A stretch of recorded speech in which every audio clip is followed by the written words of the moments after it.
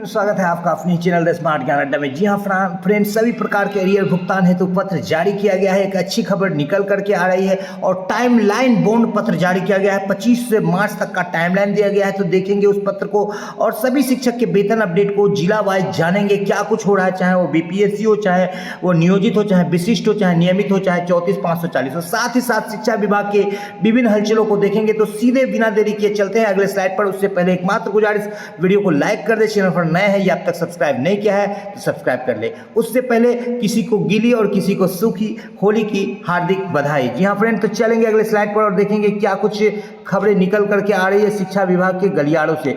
तो सबसे पहले देख लेते हैं, प्रेषक जो है प्रधान सचिव है वित्त विभाग के और सभी विभाग को ये पत्र दिया गया है और इसमें सभी विभाग शामिल है। तो ये इस पत्र में क्या कुछ कहा गया है, 13 मार्च का ये पत्र है, आप देख सकते हैं। वित्तीय अनुशासन बनाए रखने हेतु चालू वित्तीय वर्ष 2024-25 में 17 मार्च से लेकर 31 मार्च तक कोषागार में विपत्र प्रस्तुत करने संबंधी दिशा निर्देश दिया गया है। इस बाबत कहना है कि मार्च का जो है अंतिम महीना चल रहा है, जैसा कि आपको पहले से ही ज्ञात है कि 1 अप्रैल से 31 मार्च तक वित्तीय वर्ष चलता है। इस क्रम में जो है वित्तीय अनुशासन को बनाए रखने के लिए जो भी विपत्र है उसको इस अवधि तक जमा करना है। 17/3 से 31/3 तक जमा कर देना है। 17 मार्च से 31 मार्च तक इस बाबत जो है कई महत्वपूर्ण निर्देश दिए गए हैं और सबसे बड़ा निर्देश है कि 25 मार्च के बाद कोई भी विपत्र ये नहीं किया जाएगा, स्वीकार नहीं किया जाएगा। तो ये सारे जो भी एरियर है शिक्षकों के, कई सारे एरियर है, चाहे वेतन से रिलेटेड हो,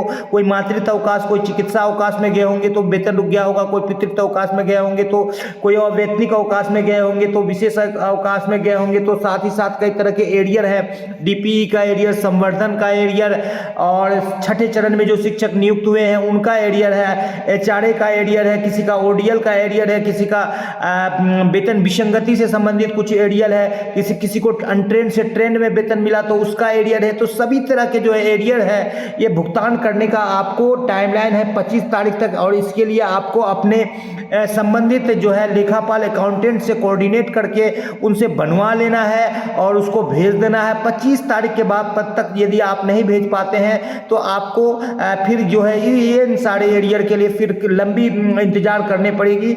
और ये 25 तारीख तक का जो टाइमलाइन दिया गया है ये वित्तीय वर्ष में जो है लेखा जोखा को संतुलित करने हेतु ये दिया गया है, तो इसको आप बिल्कुल फॉलो करें। यहाँ पर विषय कोड दिया गया है, वेतन, सहायक अनुदान, संविदा, कर, किराया, विद्युत प्रभार, विधि प्रभार, सभी प्रकार के सेवांत लाभ, पेंशन।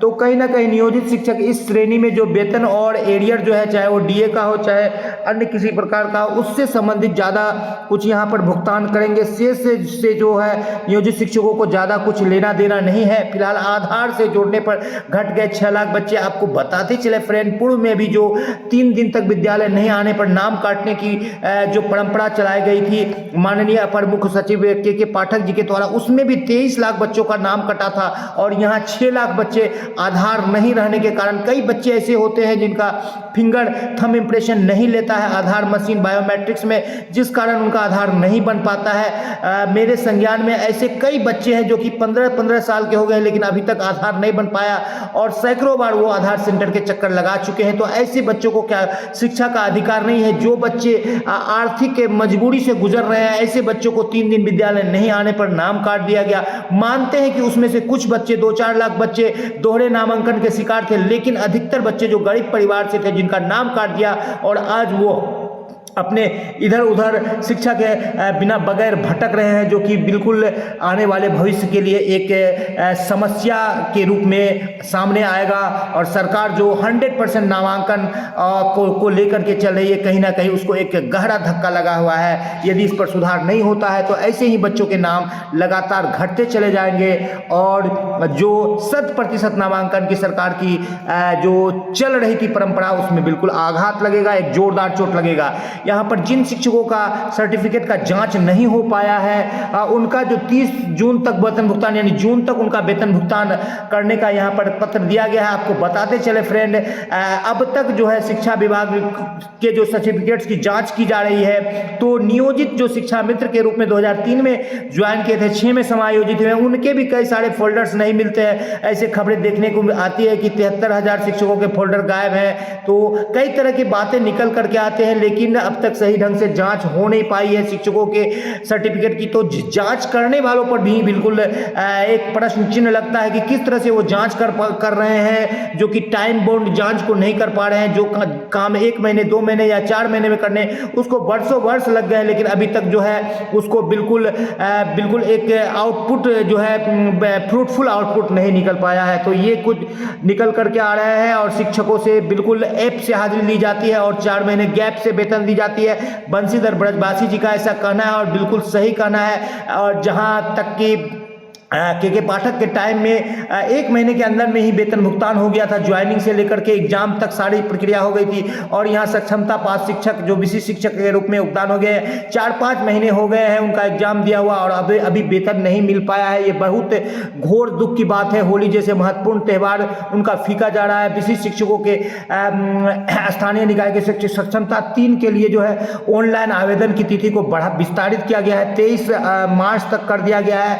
और यहाँ पर जो रमजान में 1 घंटा पूर्व आने और 1 घंटा पहले जाने, यानी कि 9:30 के जगह पर 8:30 पर आकर के आप 4:30 के जगह पर 3 बजे आप विद्यालय छोड़ सकते हैं। इसका पत्र निकला है मधुबनी से। ये पत्र जारी किया गया। उत्क्रमित मध्य विद्यालय बगेगा की प्रभारी प्रधान अध्यापिका घर बैठे ही उतार रही है वेतन। तो ऐसा कई जगहों से निकल करके आता है जो कि अपना दबंगई के कारण कर रहे हैं। और प्राण जनरेशन और HRMS ऑन बोर्डिंग में भी खेल चल रहा है। जिनका पीछे प्राण जनरेट हुआ उनको वेतन मिल रहा है, जिनका पहले प्राण जनरेट हुआ उनको अब तक वेतन नहीं मिला है। तो कहीं ना कहीं जो है खेल के चलते ही जो है प्राण जनरेशन और HRMS ऑन बोर्डिंग में लेट लतीफी की जा रही है कि ताकि जो है खेल किया जा सके और शिक्षकों का दोहन और शोषण किया जा सके। आधार नंबर से जुड़ने पर मध्याह्न भोजन में भी कम हो गए। 6 लाख बच्चे होली से पहले निकाल ले पैसे, 3 दिन तक रहेंगे बैंक बंद। जी हाँ फ्रेंड, आपको बताते चले, यहाँ पर देख लेते हैं जो छात्रों को छात्रवृत्ति दी जा रही है जिसकी की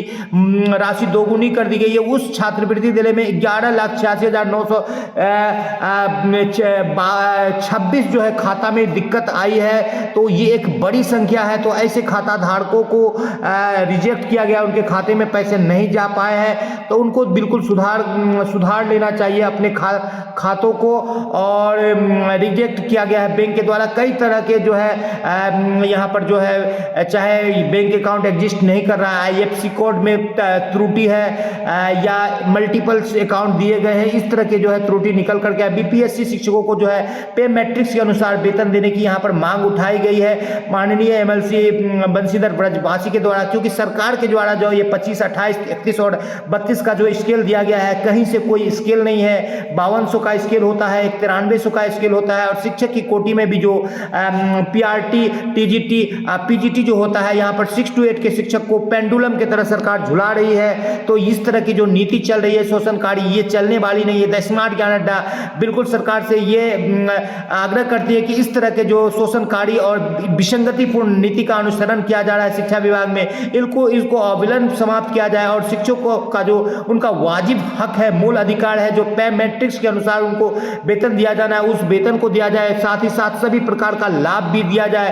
क्योंकि पूर्व में जो वेतन दिया जा रहा था उससे भी काफी कम वेतन दिया जा रहा है। और वेतन अपडेट में आपको बता दें कि लगभग सभी जिलों में GOV मद से आच्छादित शिक्षकों और SSA मद से आच्छादित शिक्षकों का लगभग 1.5 से 2 दर्जन जिलों में भुगतान हो चुका है आंशिक रूप से। और पूर्ण रूप से जो 1 दर्जन जिले बचे हुए हैं उनमें भी होली से पूर्व भुगतान होगा। त्वरित गति से काम चल रही है।